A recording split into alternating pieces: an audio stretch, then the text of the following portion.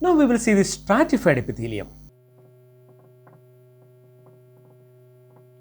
From the name stratified, we can understand that this is multi-layered epithelium. So only one single layer is resting on the basement membrane, but the next layers, from the next layers, all the cells are arranged in different layers. All the cells are not resting on the basement membrane.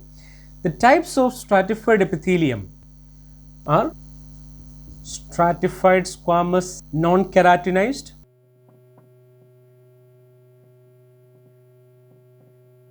stratified squamous keratinized,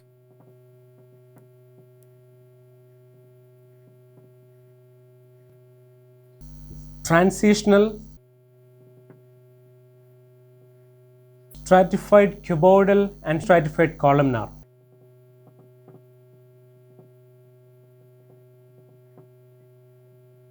We will see these epithelium one by one. Here is stratified squamous non-keratinized.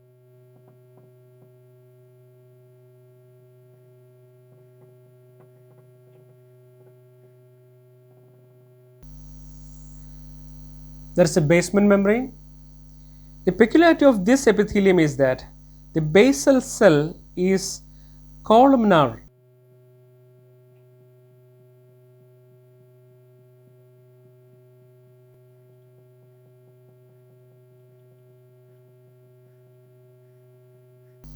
There is a basement membrane. This is the basal layer of columnar cells. This layer and the adjacent layer is named as the stratum germinativum because this is the layer where mitosis occurs. Basically, this stratified squamous epithelium is seen in surfaces where there is possibility of abrasion or friction with a rough surface. For example, when you consider the stratified squamous non-keratinized, these epithelium are located in the surfaces where there is possibility of friction and abrasion, which is always kept moist. For example, inside the oral cavity, the surface of the tongue, the lumen of the esophagus, the inner surface of the vagina, the lower part of the anal canal.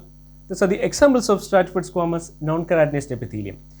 And always the surface living cells are shed off and new cells are added to the layer from this basal layer. So active mitosis occurs in the stratum germinativum, the basal layer of the epithelium. So the next layer will be polyhedral cells.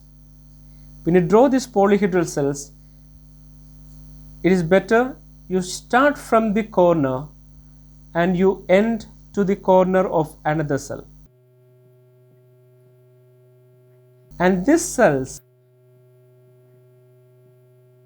while reaching the surface, the cells gradually turns to flat polyhedral cells.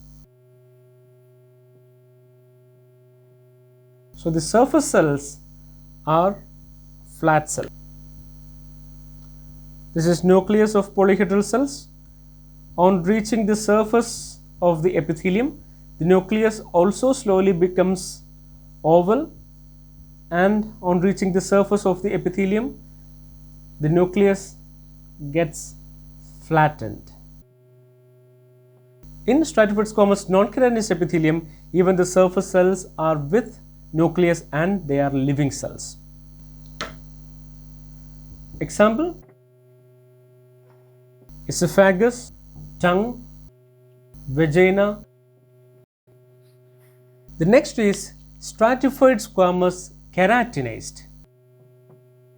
Actually, you can turn this non-keratinized into keratinized for your ease of diagram. So in stratified squamous keratinized epithelium, the basic layers are same as that of the non-keratinized epithelium. It has a basement membrane, and on the basement membrane there rests a layer of columnar cells, and from there starts polyhedral cells, and the polyhedral cells gradually becomes flatter and flatter. Then the change occurs is that the surface cells still flat cells, and these flat cells gradually begins to get accumulated with a protein named as keratin. So initially keratohyalin granules appear. So as a result of appearance of this keratohyalin granules, the nucleus of the cells, they starve, they suffocate, and the nucleus is gradually removed. When the nucleus is removed, the cells become dead and the cytoplasm of the cell gets filled with the keratin. and this eventually becomes a layer of keratin, losing all the identity of the cell and the cell boundaries. So in stratified squamous keratinized epithelium, you can see a surface layer of keratin. So this is the keratin layer. These are cells with keratohyalin granules, polyhedral cells, columnar cells, basement membrane. This is stratified squamous keratinized epithelium. Example of stratified squamous keratinized epithelium is your thick skin and thin skin. Thick skin lining the surface of your palm and sole, and thin skin is the hairy skin lining the surface of your entire body. Transitional epithelium, also named as urothelium. Transitional epithelium or urothelium. This is named as urothelium because this transitional epithelium is exclusively seen in the urinary tract, and this epithelium has a set of peculiarities. We will discuss that later. The structure of the epithelium is this also has a basement membrane, and the basal cells are either cuboidal or columnar. Then it has layers of pear-shaped cells, and the surface cell is largest of all the cells. They are named as umbrella-shaped cells or dome-shaped cells. When you draw this epithelium, it is better, after drawing the basement membrane, imagine these two layers and then you draw these umbrella-shaped cells, each other. These are the surface umbrella-shaped cells, and then comes the pear-shaped cells. And that is different from that of the polyhedral cells that you are seeing in the stratified squamous non-keratinized or keratinized. The height of the epithelium in relaxed stage is more. So when you draw this, you just fill this space.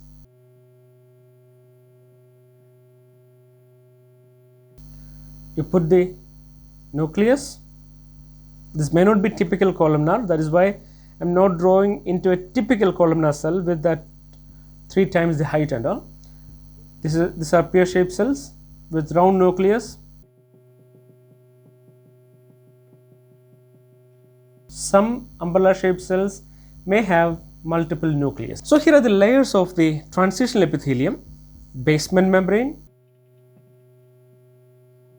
basal layer. These are pear-shaped cells,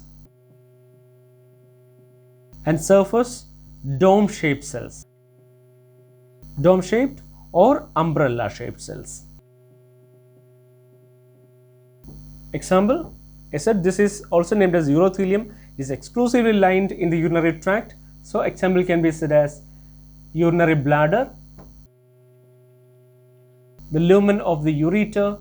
There are some peculiarities for this transitional epithelium, and these peculiarities are impermeability.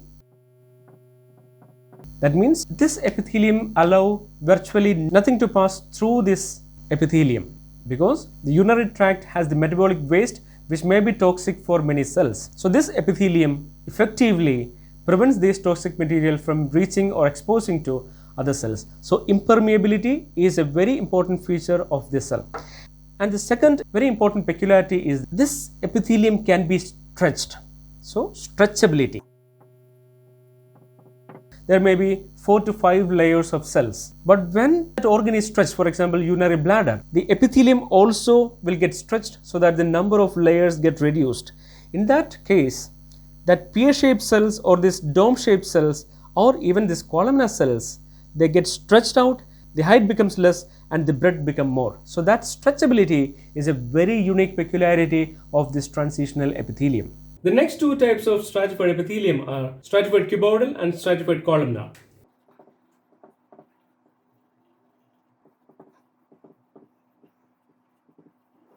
In stratified columnar, there is a basement membrane, and usually the basal cell are cuboidal in shape and the surface cell will be columnar in appearance. So based on this, we call this as a stratified columnar epithelium. And in stratified cuboidal, usually the basal cell is columnar in appearance and the surface cell is cuboidal.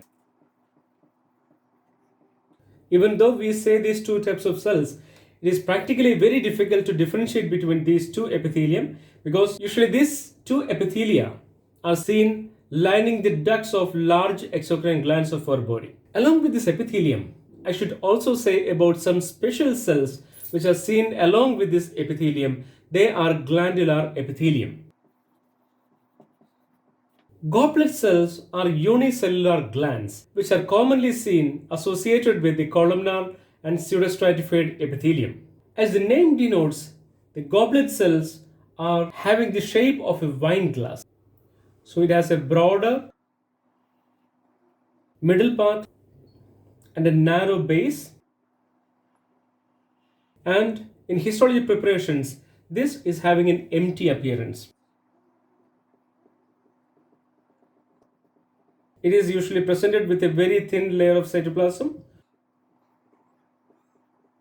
The nucleus may be oval or obliquely placed or even flat. And this part appears empty because this part is filled with mucus. The mucus usually take any significant amount of neither hematoxylin nor eosin. When I draw few cells in an epithelium, it is hard to see the cell boundary of the goblet. We identify the goblet cell by the empty appearance of the goblet cell. This is a more realistic appearance when you draw an epithelium like this. So here are a few goblet cells in between. So I'm initially drawing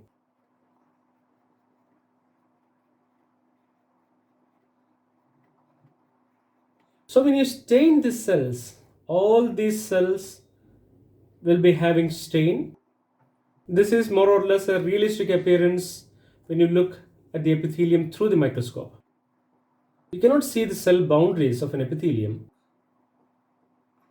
It is very hard to make out the cell boundaries of an epithelium under the microscope.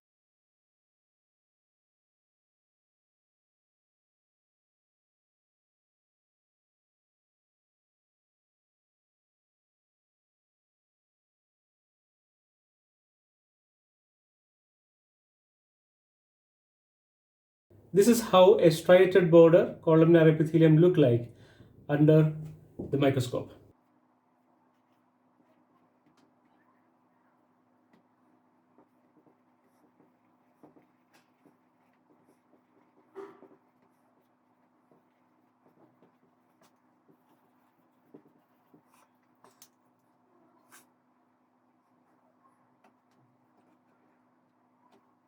There are many more types of cells which are having secretory in function. We'll be seeing those cells along with the glands. That's all. Thank you.